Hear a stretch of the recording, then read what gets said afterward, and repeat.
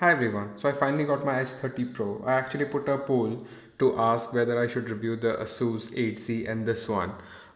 This win by a very small margin, but another reason I wanted to go with this because it comes with Android 12 and that phone comes with Android 11 even after 8-9 months of its launch. So I think it's late. There's no discount and I think it's kind of expensive, so I went with this one. Also with Android 12, at least I'll be able to transfer my WhatsApp from iPhone to this. So that was an easy choice for me. So let's unbox this and see what do we have.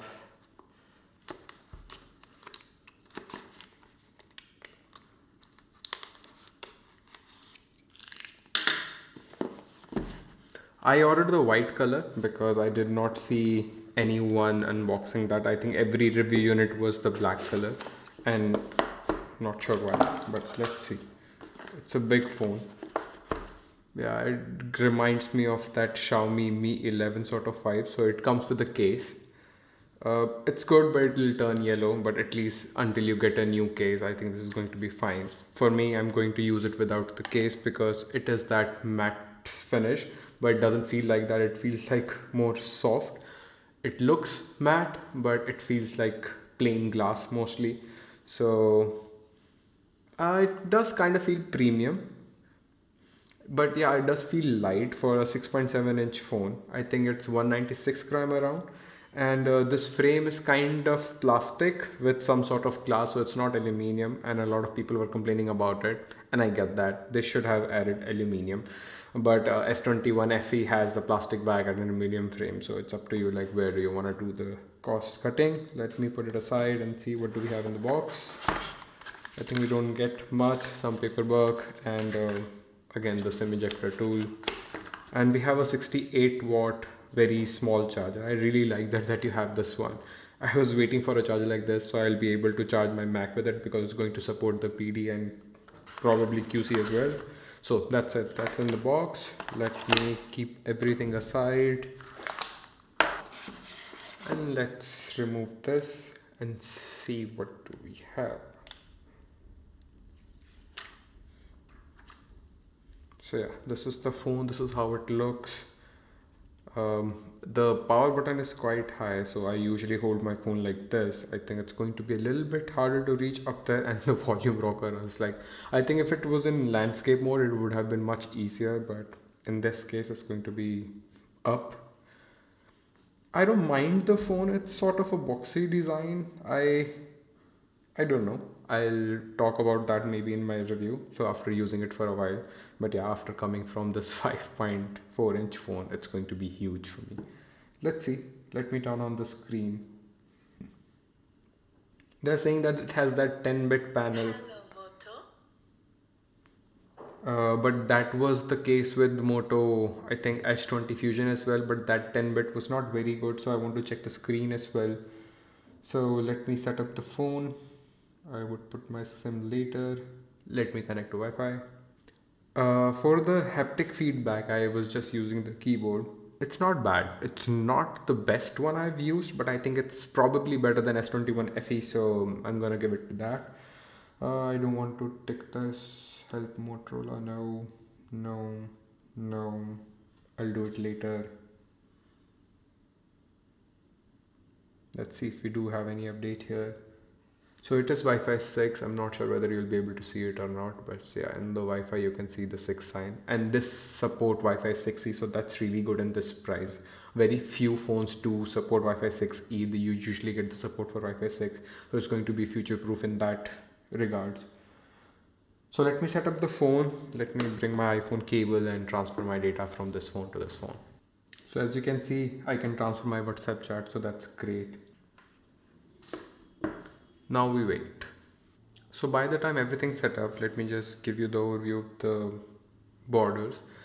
I think they're not very premium, and if you see the S21 FE, I think the chin is a little bit higher, but yeah, if you see, they look more symmetrical, so the upper chin and lower chin is kind of similar, and same for the even border, so I like that part of it. But yeah, the camera part is a little bit huge. So I wouldn't say it's a very premium feeling. Even in the hand, this device does not feel as premium. I don't know why. Like, if you hold a premium device, it's a different feeling. I think because of this frame, you can feel it. It's not aluminium. So if you need a very premium feeling device, I think this is not going to be it. And that's it. We are set. Let's see. So it's kind of copied my wallpaper, which looks really good. Say. And let's see how does it look. Actually, the screen looks good. It's a good one, but I think I'll be able to test more when I'll be watch some video. Let me open the video and also check the sound. So let's open this one.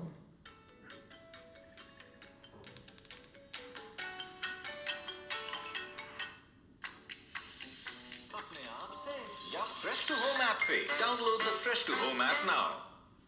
Hi everyone, so it's been a long time that I made a video. I've been pre-ordering stuff but the things are not getting delivered. So I thought why not make a video about a tech that I use every single day and why you should buy it too. I know the availability of this Xbox Series X is still limited, but when you get a chance, please don't sleep on it. And all the PC gamers out there. The color looks fine. Let me try some audio so that we can check the speaker. Let's try a song.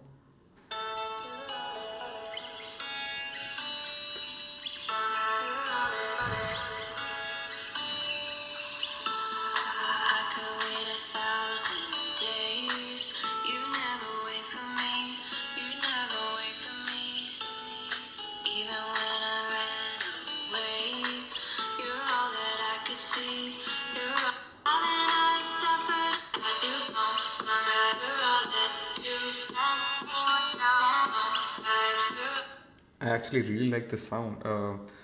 The reason I didn't buy the Moto Edge 20 Pro is because of that it has single speaker, but this one is really good. Yeah, the sound is still coming from here mostly, so it's more than 60-65% from here, but the overall sound signature is really good, so I like the speaker, so don't worry about that. I'll put a SIM card in a while. Let me just check the phone fluidity. Let me see on what setting it is here. If you need a pixel experience, I think this is going to be the one. Look at this. I mean, you haven't seen this on any other phone other than Pixel, but yeah, it is here. And Motorola is not doing anything different. There is no bloatware at all. I actually can't see anything. There is not even Netflix, Facebook, or anything.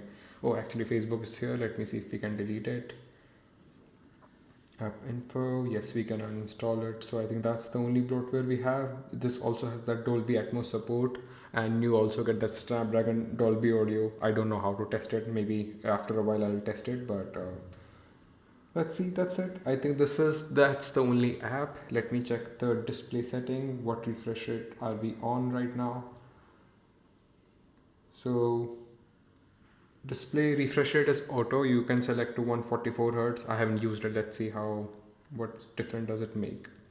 Yes, a little bit more fluid than before, but I think you won't be able to tell a difference between 120 and 144.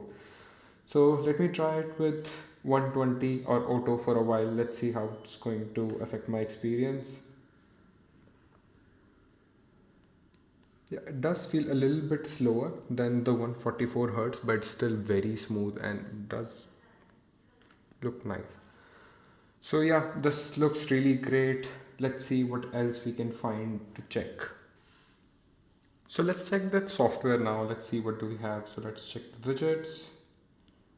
We do get that same Android 12 clock widget, so that is really nice. I was missing them on my Samsung phone. But you can download it from anywhere else. I usually like that Google widget at glance. I also usually keep it here. That's my usual go-to. But yeah, I think I like the round widgets. Let me try that. So I can shape. I like it round. Yeah, they look better. Let's see what do we have. So layout, it's going to be, let me change the visual to 5.5 and I think that's going to look better. Yeah, this is better now. So this is the phone. I really like the screen. It is getting a little bit warm here, but it is setting up, so I'm gonna skip that and check it for a while and let you know if there is any sort of heating issues. But as of now, it's a very good experience. A lot of people ask me that is there any sort of tint or not. Let me change it to lights theme and see if there is. Let me just check the system updates as well. We don't have any sort of updates. We get Android 12 as you can see. So let me change the theme. We also have NFC here. Dolby Atmos, I've already told you. Dark theme, let me put it there so that at least we can edit it. Let me put it to widescreen and see.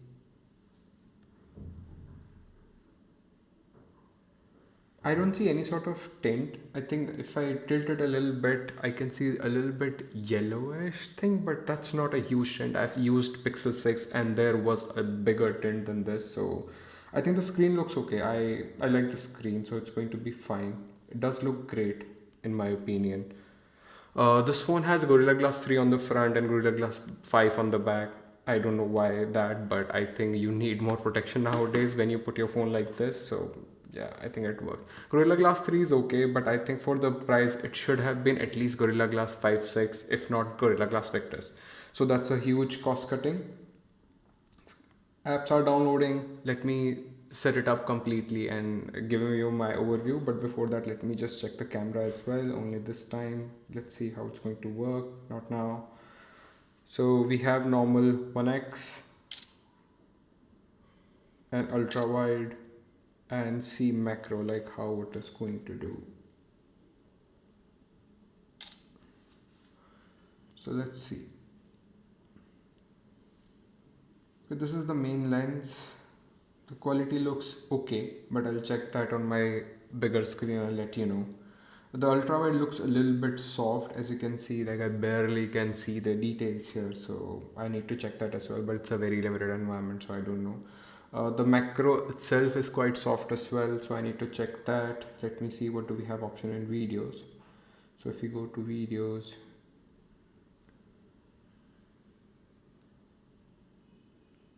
we have 4K. I don't see the option of 60 frames per second. Don't know why.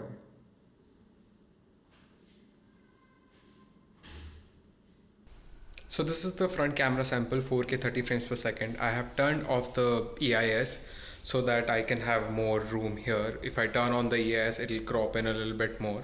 As you can see, this is how the HDR works. At least it's able to focus on my face.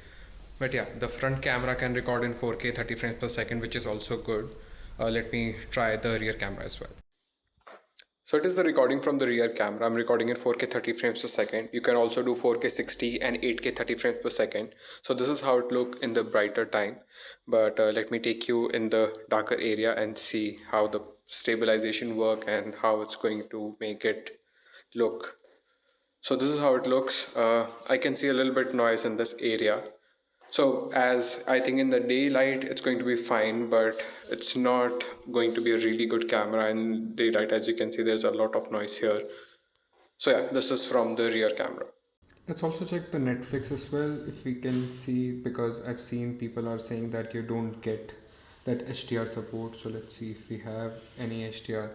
We can't see HDR support, it's just showing HD. Let me go in the playback section as well. As you can see in the playback specification, you do not get that HDR capability. Maybe after some update you might get it, but right now it does not support it. So we'll have to one update if it is important to you.